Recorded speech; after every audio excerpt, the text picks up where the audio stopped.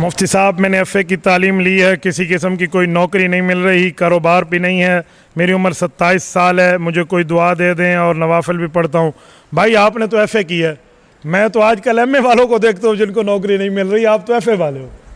FA है ना, fundamental of arts, ऐसे ही है ना, एफ़ए की तो मुखफ़फ़ यही बनते हैं, bachelor of arts BA, master of arts MA।